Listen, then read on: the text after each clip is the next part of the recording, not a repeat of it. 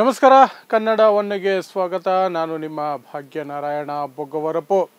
ಧರ್ಮಸ್ಥಳದಲ್ಲಿ ತನಿಖೆಗಾಗಿ ನೇಮಿಸಲ್ಪಟ್ಟಿರುವಂತಹ SIT ಯಾಕೆ ನೇಮಿಸಲಾಗಿದೆ, ಅದರ ಕರ್ತವ್ಯ ಏನು, ಅದರ ಜವಾಬ್ದಾರಿ ಏನು ಅಂದರೆ, ಇಷ್ಟು ದಿನ ನಾವು ಅಂದ್ಕೊಂಡಿದ್ದು ಹೂತು ಹಾಕಿರುವ ಹೆಣಗಳನ್ನು ಹೊರತೆಗೆದು ತಪ್ಪಿತಸ್ಥರನ್ನು ಕಂಡು ಹಿಡಿದು ಅವರಿಗೆ ಶಿಕ್ಷೆ ಕೊಡಬೇಕು, ಅದು ಯಾರೇ ಆಗಿರಲಿ ಅಂತ. ಆದರೆ ಈ ಸರ್ಕಾರದ, ಕಾಂಗ್ರೆಸ್ ಸರ್ಕಾರದ, BJP ಸರ್ಕಾರ ಅಲ್ಲ, ಕಾಂಗ್ರೆಸ್ ಸರ್ಕಾರದ ನಡವಳಿಕೆ ಹೇಗಿದೆ ಅಂದರೆ, ಈ SIT ರಚನೆ ಮಾಡಿರುವಂತಹದ್ದು ಹೂತಿರುವ ಹೆಣಗಳನ್ನು ಹೊರತೆಗೆದು ತನಿಖೆ ಮಾಡಿ ತಪ್ಪಿತಸ್ಥರಿಗೆ ಶಿಕ್ಷೆ ಕೊಡೋದಲ್ಲ. ಇಡೀ ಪ್ರಕರಣವನ್ನೇ ಹೂತು ಹಾಕಿ ಮಣ್ಣು ಮಾಡಿ ಮುಚ್ಚಾಕಿ ಯಾರು ದೂರು ಕೊಟ್ಟಿದ್ದಾರೋ ಅವರನ್ನು ಗಲ್ಲಿಗೆ ಏರಿಸೋದಕ್ಕೆ ಏನೆಲ್ಲ ಮಾಡಬೇಕು ಅದಕ್ಕಾಗಿ ಮಾಡಿರುವಂತಹ ಒಂದು ತಂಡ SIT ಅನ್ನುವ ರೀತಿಯಲ್ಲಿ ಕಾಂಗ್ರೆಸ್ ಪಕ್ಷದ ಮಿನಿಸ್ಟರ್ಗಳು, MLAಗಳು ನಿನ್ನೆಯಿಂದ ನಡ್ಕೊಳ್ತಿದ್ದಾರೆ, ಇವತ್ತು ಸಹ ಮಾಡ್ತಿದ್ದಾರೆ. ಇನ್ನು BJP ಅದು ಬಿಡುತ್ತಾ? ಕಾಂಗ್ರೆಸ್ಸೇ ಈ ಮಟ್ಟಕ್ಕೆ ಹೋದ ಮೇಲೆ BJP ಬಿಡುತ್ತಾ? ಸೊ ಏನಿದ್ರು ಲೆಕ್ಕಾಚಾರ ಎಲ್ಲಿ ಹೋಗ್ತಾ ಇದೆ ಈ ತನಿಖೆ, ಮತ್ತು ಇದು ಕಾಂಗ್ರೆಸ್ಸಿಗೆ ರಾಜ್ಯದಲ್ಲಿ ಮುಂದೆ ಎಂಥ ಪೆಟ್ಟು ಕೊಡಬಹುದು ಅನ್ನೋದ್ರ ಬಗ್ಗೆ ಒಂದಷ್ಟು ನನ್ನ ವಿಶ್ಲೇಷಣೆಯನ್ನು ಹೇಳೋದಕ್ಕೆ ಇಷ್ಟಪಡ್ತೀನಿ. ಸೊ ನಿಮಗೆ ಗೊತ್ತಿರೋ ಹಾಗೆ ಕಳೆದ 20 ದಿನಗಳಿಂದ ದೊಡ್ಡ ಮಟ್ಟದಲ್ಲಿ ತನಿಖೆ ನಡೀತಾ ಇದೆ. ಧರ್ಮಸ್ಥಳದಲ್ಲಿ ನೂರಾರು ಹೆಣಗಳನ್ನು ಹೂತಿಟ್ಟಿದ್ದೀನಿ. ನಾನೇ ಹೂತು ಹಾಕಿದ್ದು ದೇವಸ್ಥಾನದ ಆಡಳಿತ ಮಂಡಳಿಯಿಂದ ಬರ್ತಿದ್ದಂತಹ ಆಜ್ಞೆಗಳನ್ನು ಪಾಲಿಸಿ ನಾನು ಎಲ್ಲಿ ಹೆಣ ಸಿಕ್ತಿತ್ತೋ ಅಲ್ಲಿ ಹೂತು ಹಾಕ್ತಿದ್ದೆ. ಆ ಹೆಣಗಳೆಲ್ಲವೂ ಸಹ ಈಗ ನನಗೆ ಮನಸ್ಸಲ್ಲಿ ಬಂದು ಕಾಡ್ತಾ ಇದ್ದಾವೆ, ಕನಸಲ್ಲಿ ಬಂದು ಕಾಡ್ತಾ ಇದ್ದಾವೆ, ಬುರುಡೆಗಳು ಬರ್ತಾ ಇದ್ದಾವೆ. ಹಾಗಾಗಿ ನನಗೆ ಪಾಪ ಪ್ರಜ್ಞೆ ಕಾಡ್ತಾ ಇದೆ. ಈಗ ನಾನು ಅದರ ಬಗ್ಗೆ ದೂರು ಸಲ್ಲಿಸ್ತಾ ಇದ್ದೀನಿ. ಇಂಥ ಜಾಗದಲ್ಲಿ ಹೂತು ಹಾಕಿದ್ದೀನಿ, ಬನ್ನಿ ತೋರಿಸ್ತೀನಿ ನಾನು, ನನಗೆ ಪಾಪ ಪರಿಹಾರ ಆಗಬೇಕು ಅಂತ ಒಂದು ವ್ಯಕ್ತಿ ಬಂದರು. ಆತನನ್ನು ಎಲ್ಲರೂ ಭೀಮ ಅಂತ ಕರೀತಿದ್ದಾರೆ, ಕೆಲವರು ಮುಸುಕುಧಾರಿ ಅಂತ ಕರೀತಿದ್ದಾರೆ. ಯಾರಿಗೆ ಈ ತನಿಖೆ ಬೇಕಾಗಿಲ್ವೋ ಅವರೆಲ್ಲ ಮುಸುಕುಧಾರಿಗಳು ಅಂತ ಕರೀತಿದ್ದಾರೆ. ಯಾರಿಗೆ ಈ ತನಿಖೆ ಬೇಕು, ನ್ಯಾಯ ಸಿಗಬೇಕು, ಸತ್ತು ಹೋಗಿರುವಂತಹ ಪ್ರತಿಯೊಂದು ಜೀವಕ್ಕೂ ಸಹ ನ್ಯಾಯ ಒದಗಿಸಿಕೊಡಬೇಕು ಅಂತ ಮನಸ್ಥಿತಿ ಇದೆಯೋ ಅವರೆಲ್ಲ ಆ ವ್ಯಕ್ತಿಯನ್ನು ಭೀಮ ಅಂತ ಕರೀತಿದ್ದಾರೆ. That's a different story. ಇಷ್ಟು ದಿನ ಹೇಗೋ ತನಿಖೆ ನಡೀತಾ ಇತ್ತು, ಏನೇನೋ ಆಗ್ತಿತ್ತು. ಆದರೆ ನಿನ್ನೆಯಿಂದ ದೊಡ್ಡ ಮಟ್ಟದಲ್ಲಿ ಆಡಳಿತ ಪಕ್ಷ ಕಾಂಗ್ರೆಸ್ ಪಕ್ಷ BJPಗಿಂತ ನಾವು ದೊಡ್ಡ ಹಿಂದುತ್ವವಾದಿಗಳು ಅಂತ ನಿರೂಪಿಸೋದಕ್ಕೆ ಹೊರಟಿದ್ದಾರೆ. ಈ ಇಡೀ ತನಿಖೆಯ ದಿಕ್ಕು ತಪ್ಪಿಸೋದಕ್ಕೆ, ಅಥವಾ ಈ ತನಿಖೆಯಲ್ಲಿ ಆಲ್ರೆಡಿ ತೀರ್ಪನ್ನು ನಾವು ಮಾಡಿಬಿಟ್ಟಿದ್ದೀವಿ, ಇಂಥ ತೀರ್ಪು ಬರೋ ರೀತಿಯಲ್ಲಿ, ಇಂಥ ಅಂತ್ಯ ಕಾಣೋ ರೀತಿಯಲ್ಲಿ ಈ ತನಿಖೆಯನ್ನು ನಾವು ಮುಂದಕ್ಕೆ ತಗೊಂಡು ಹೋಗ್ತೀವಿ ಅನ್ನೋದನ್ನು ಬಹಿರಂಗವಾಗಿ ಹೇಳುವ ರೀತಿಯಲ್ಲಿ ಅವರ ಮಾತುಗಳನ್ನು ವ್ಯಕ್ತಪಡಿಸ್ತಿದ್ದಾರೆ. ದೊಡ್ಡ ಮಟ್ಟದಲ್ಲಿ ವ್ಯಕ್ತಪಡಿಸಿದ್ದು ಈ ರಾಜ್ಯದ ಉಪಮುಖ್ಯಮಂತ್ರಿ DK ಶಿವಕುಮಾರ್. ಅದೊಂದು ಖಾಲಿ ಡಬ್ಬ, ಯಾರು ಮುಖವಾಡಧಾರಿ. ಇದು ಷಡ್ಯಂತ್ರ, ಧರ್ಮಸ್ಥಳದ ವಿರುದ್ಧ ನಡೆಸ್ತಾ ಇರುವಂತಹ ಷಡ್ಯಂತ್ರ. ಇದಕ್ಕೆ ತಕ್ಕ ಶಿಕ್ಷೆ ಆಗುತ್ತೆ, ಯೂಟ್ಯೂಬರ್ಗಳಿಗೂ ಆಗುತ್ತೆ, ಸುಳ್ಳು ದೂರುಗಳನ್ನು ಕೊಟ್ಟವ್ರಿಗೂ ಆಗುತ್ತೆ ಅಂತ ಎಲ್ಲರನ್ನೂ ಹೆದರಿಸುವಂತಹ ಕೆಲಸವನ್ನು ಮಾಡಿದ್ದಾರೆ. ಯಾಕೆ? ಇವರ ವೈಯಕ್ತಿಕ ಭಕ್ತಿಗೆ, ಆ ಯಾರೋ ಒಂದು ಕುಟುಂಬವನ್ನು ಕಾಪಾಡೋದಕ್ಕೆ ಆ ಹೇಳಿಕೆಯನ್ನು ಕೊಟ್ರ. ಅದಕ್ಕೆ ಇವತ್ತು ಸಪೋರ್ಟಿಂಗ್ ಆಗಿ ಬೇರೆ ಹೇಳಿಕೆಗಳು. ಲಕ್ಷ್ಮೀ ಹೆಬ್ಬಾಳ್ಕರ್ ಹೇಳ್ತಾರೆ ಷಡ್ಯಂತ್ರದ ಬಗ್ಗೆ DK ಶಿವಕುಮಾರ್ ಅವ್ರಿಗೆ ಚೆನ್ನಾಗಿ ಗೊತ್ತಿರುತ್ತೆ, ಹಾಗಾಗಿ ಅದು ನಿಜ ಇರಬೇಕು. ಇವರು ಮಹಿಳಾ ಮತ್ತು ಮಕ್ಕಳ ಕಲ್ಯಾಣ ಇಲಾಖೆ ಸಚಿವರಂತೆ. ಅಷ್ಟು ಜನ ಮಹಿಳೆಯರು, ನಾನು ಹೂತಿದ್ದರಲ್ಲಿ ಹೆಚ್ಚಿನ ಭಾಗ ಮಹಿಳೆಯರ ಹೆಣಗಳು, ಅದರಲ್ಲೂ ಬಾಲಕಿಯರ ಹೆಣಗಳು ಇದ್ದವು. ಕೆಲವು ಹೆಣಗಳ ಮೇಲೆ ಅತ್ಯಾಚಾರ ಆಗಿರುವಂತಹ ಸೂಚನೆಗಳು, ಲಕ್ಷಣಗಳು ಕಂಡು ಬಂದಿತ್ತು ಅಂತ ಹೂತು ಹಾಕಿರುವಂತಹ ವ್ಯಕ್ತಿನೇ ಬಂದು ದೂರು ಕೊಟ್ಟಿದ್ರೆ, ಮಹಿಳಾ ಮತ್ತು ಮಕ್ಕಳ ಕಲ್ಯಾಣ ಇಲಾಖೆ ಸಚಿವರು ಹೇಳ್ತಾರೆ ಷಡ್ಯಂತ್ರ ಇರಬೇಕು, ಷಡ್ಯಂತ್ರನೇ ಅನ್ನುವ ಮಟ್ಟಕ್ಕೆ ಅವರು ಹೋಗಿ ಮಾತಾಡ್ತಾರೆ. ಇನ್ನು ಈ SIT ರಚನೆ ಮಾಡಿದಂತಹ SITಯನ್ನು ಮೇಲ್ವಿಚಾರಣೆ ಮಾಡಬೇಕಾದಂತಹ ವ್ಯಕ್ತಿಯಾಗಿರುವ ಡಾಕ್ಟರ್ G. ಪರಮೇಶ್ವರ್, ರಾಜ್ಯದ ಗೃಹ ಮಂತ್ರಿ, ಅವರು ಸದನದ ಒಳಗೆ ಹೇಳ್ತಾರೆ, ಇವರೆಲ್ಲ ಹೊರಗಡೆ ಹೇಳ್ತಾರೆ. ಪಾಪ ಇವರು ಪುಣ್ಯಾತ್ಮರು ಸದನ ಒಳಗೆ ಹೇಳ್ತಾರೆ, ಧರ್ಮಸ್ಥಳದ ಮೇಲೆ ಆರೋಪಗಳು ಬಂದಾಗ ಆ ಆರೋಪಗಳಿಂದ ಅದನ್ನು ಮುಕ್ತಿ ಮಾಡೋದಕ್ಕೆ SIT ಮಾಡಿದ್ದೀವಿ ಅಂತ. ಆರೋಪಗಳಿಂದ ಮುಕ್ತಿ ಮಾಡೋದಕ್ಕೆ SITಯನ್ನು ಮಾಡಿದ್ದೀವಿ. ತಪ್ಪಿತಸ್ಥರನ್ನು ಹುಡುಕಿ ಅದು ಯಾರೇ ಆಗಿರಲಿ, ಯಾವ ಸ್ಥಾನದಲ್ಲೇ ಇರಲಿ, ಮೇಲಿರಲಿ ಕೆಳಗಡೆ ಇರಲಿ, ಯಾವ ವ್ಯಕ್ತಿನೇ ಆಗಿರಲಿ, ತಪ್ಪುಗಳು ಕಂಡು ಬಂದರೆ, ತಪ್ಪು ಮಾಡಿದರೆ ಅವರಿಗೆ ಶಿಕ್ಷೆ ಕೊಡಿಸ್ತೀವಿ, ಅದಕ್ಕಾಗಿ SIT ಮಾಡಿದ್ದೀವಿ ಅಂತ ಹೇಳಿಲ್ಲ ಗೃಹ ಮಂತ್ರಿಗಳು.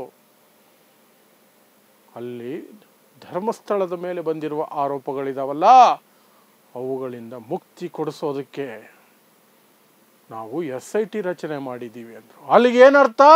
SITಯ ರಚನೆ ಇವ್ರದ್ದು ಕಳ್ಳಾಟ, ನಾಟಕ, ಏನೋ ಒಂದು ಮಾಡಿ ಮುಂದಕ್ಕಿನ್ಯಾರೂ ಸಹ ಇದರ ಬಗ್ಗೆ ಯಾವ ದೂರುಗಳನ್ನು ಕೊಡಬಾರ್ದು, ಯಾವ ಪ್ರತಿಭಟನೆಗಳನ್ನು ಮಾಡಬಾರ್ದು, ಯಾವ ಧ್ವನಿನೂ ಎತ್ತಬಾರ್ದು. ಅದಕ್ಕೆ SIT ಮೂಲಕ ಒಂದು ತೆರೆ ಎಳೆದು ಬಿಡೋದು, ಏನೂ ಇಲ್ಲ, ಸುಳ್ಳು ಸುಳ್ಳು ಸುಳ್ಳು ಸುಳ್ಳು ಅಂತ. ಅದು ಇವರ ಲೆಕ್ಕಾಚಾರನ? ಹಾಗಾದರೆ ಅದ ಇವರ ಲೆಕ್ಕಾಚಾರ? DK ಶಿವಕುಮಾರ್ ಬೆದರಿಕೆ ಇದೆಯಲ್ಲ, ಷಡ್ಯಂತ್ರ, ಅವ್ರನ್ನ ಯಾರನ್ನೂ ಬಿಡೋದಿಲ್ಲ ಅನ್ನೋದು, ಅದು ಯಾರು ಧ್ವನಿ ಎತ್ತಬಾರ್ದು, ಯಾರು ಇದರ ಬಗ್ಗೆ ಮಾತಾಡಬಾರ್ದು ಅನ್ನೋದರ ಬೆದರಿಕೆನಾ? ಇದಿಷ್ಟು ಮಾಡ್ತಿರೋದು ಕಾಂಗ್ರೆಸ್ ಸರ್ಕಾರ. ನಿಮಗೆ ನೆನಪಿರಬೇಕು, ಕಾಂಗ್ರೆಸ್ ಮಾಡ್ತಿರುವಂತಹ ಕೆಲಸ ಇದು. ಮತ್ತು ಇಷ್ಟರ ನಡುವೆ ಮಹಾನ್ ಸಮಾಜವಾದಿ ಸಿದ್ದರಾಮಯ್ಯನವರು ಮುಖ್ಯಮಂತ್ರಿ ಚಕಾರ ಮಾತಾಡ್ತಿಲ್ಲ, ಏನು ಮಾತಾಡ್ತಿಲ್ಲ. ಅಂದರೆ ಇಲ್ಲಿ ಸ್ಪಷ್ಟವಾಗಿ ಗೊತ್ತಾಗ್ತಿರೋದು, DK Shivakumar is calling the shots. DK Shivakumar dictate ಮಾಡ್ತಿರೋದು ಪ್ರತಿಯೊಂದನ್ನು. ಧರ್ಮಸ್ಥಳದ ವಿಚಾರದಲ್ಲಿ DK ಶಿವಕುಮಾರ್ ಇಲ್ಲಿ ನಿರ್ಧಾರಗಳನ್ನು ತೆಗೆದುಕೊಳ್ತಿರೋದು. ಅದೇ ರೀತಿ ಇದೆ ಈ ಹೇಳಿಕೆಗಳು, ಸಿದ್ದರಾಮಯ್ಯನವರ ನಡವಳಿಕೆ. ಅದನ್ನು ಪಕ್ಕಕ್ಕಿಟ್ಕೊಂಡು DK ಶಿವಕುಮಾರ್ ಹೇಳಿಕೆನ ಒಂದು ಸೈಡಲ್ಲಿ ಇಟ್ಕೊಂಡು, ಆಫ್ ಸ್ಕ್ರೀನಲ್ಲಿ ಇಟ್ಕೊಂಡು, ಇನ್ನೊಂದು ಆಫ್ ಸ್ಕ್ರೀನಲ್ಲಿ DK ಶಿವಕುಮಾರ್ ಹೋಗಿ ಧರ್ಮಸ್ಥಳದಲ್ಲಿ ಯಾರ್ಯಾರ್ದೋ ಕಾಲಿಗೆ ಬೀಳ್ತಿದಾರಲ್ಲ, ಅದೆರಡನ್ನು ಒಟ್ಟಿಗೆ ಇಟ್ಕೊಂಡು ನೋಡಿ, ನಿಮ್ಗೆ ಅದು ಅರ್ಥ ಆಗ್ಬೋದೇನೋ. ಈ SIT ಅನ್ನೋದರ ಉದ್ದೇಶ ಏನು, SITಯ ಮುಂದಿನ ಕ್ರಮಗಳು ಹೇಗಿರ್ತವೆ, SITಯ ಅಂತಿಮ ವರದಿ ಏನಿರುತ್ತೆ ಅನ್ನೋದು ನಿಮಗೀಗಲೇ ಅರ್ಥ ಆಗ್ಬಿಡ್ಬೋದೇನೋ.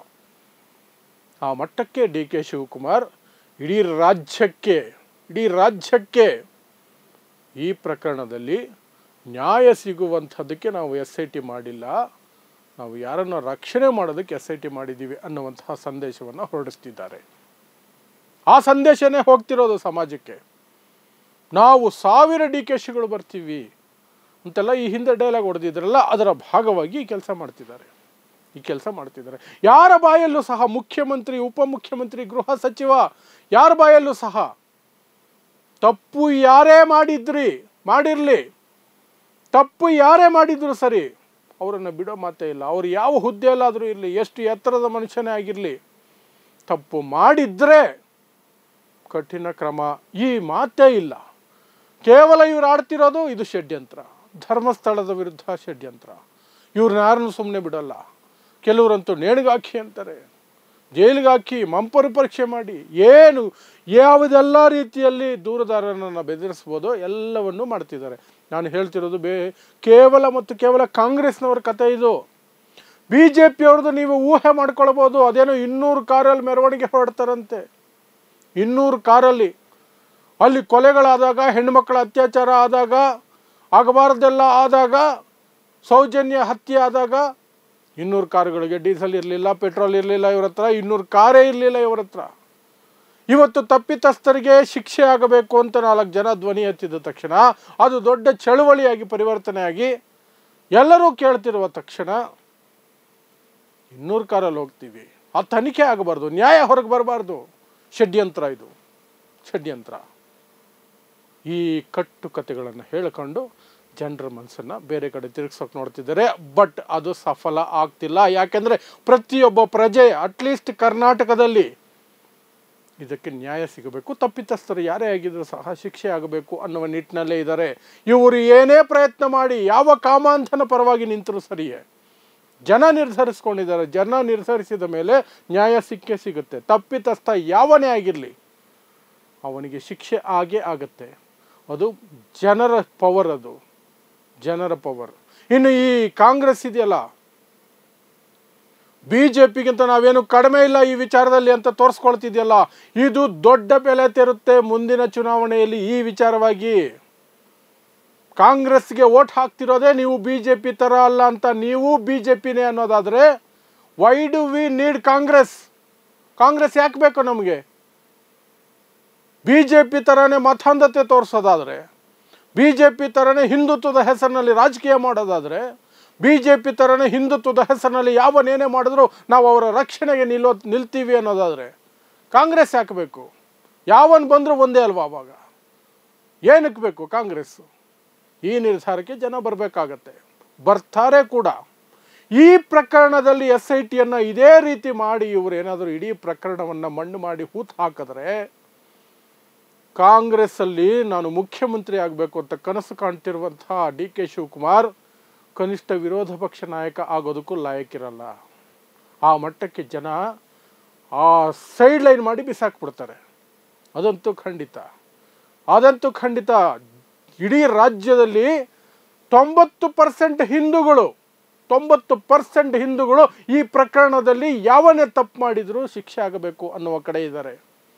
10% ಮಾತ್ರ ಅವನಿಂದ ಲಾಭ ಪಡೆದುಕೊಂಡವರು ಅವನ ರಕ್ಷಣೆಗೆ ನಿಂತಿರೋದು ಅಷ್ಟೇ, ಇನ್ಯಾರೂ ಇಲ್ಲ. ಇವರು ಏನೇ ನಾಟಕಗಳು ಏನೇ ಮಾಡಿದ್ರು ಸಹ ಮುಂದಿನ ಸಲ ಯಾವುದಾದ್ರೂ ತನಿಖೆಯಲ್ಲಿ ಆಚೆ ಬರ್ಬೋದು. ಸತ್ಯ ಹೊರಗೆ ಬರದೆ ಇರೋದಕ್ಕೆ ಸಾಧ್ಯನೇ ಇಲ್ಲ. ಆದರೆ ಈ ನಾಟಕಕ್ಕೆ, ಈ ಒಂದು ಘೋರ ದ್ರೋಹಕ್ಕೆ ಕಾಂಗ್ರೆಸ್ ಪಕ್ಷ ಬೆಲೆ ತೆರುತ್ತೆ, 100% ಬೆಲೆ ತೆರುತ್ತೆ. ಕಾದು ನೋಡಿ, ರೆಕಾರ್ಡ್ ಮಾಡಿಟ್ಕೊಳ್ಳಿ ನನ್ನ ಮಾತು. ಕಾಂಗ್ರೆಸ್ ಎಂಥ ಪೆಟ್ಟು ತಿನ್ನುತ್ತೆ ಈ ವಿಚಾರದಲ್ಲಿ ದ್ರೋಹ ಬಗೆದ್ರೆ ಅಂತ. ನೋಡೋಣ ಅದು ಯಾವ ಮಟ್ಟಕ್ಕೆ ದ್ರೋಹ ಬಗೀತಾರೆ ಅಂತ, ಅದಕ್ಕೆ ಜನ ಯಾವ ಮಟ್ಟಕ್ಕೆ ತಿರುಗೇಟು ಕೊಡ್ತಾರೆ ಅನ್ನೋದು ಮುಂದಿನ ದಿನಗಳಲ್ಲಿ, ಮುಂದಿನ ವರ್ಷಗಳಲ್ಲಿ ಗೊತ್ತಾಗುತ್ತೆ. ಸ್ವಲ್ಪ ತಾಳ್ಮೆಯಿಂದ ಕಾಯಬೇಕು, ನಾವು ಅಷ್ಟೇ ತಾಳ್ಮೆಯಿಂದ ಕಾಯಬೇಕು.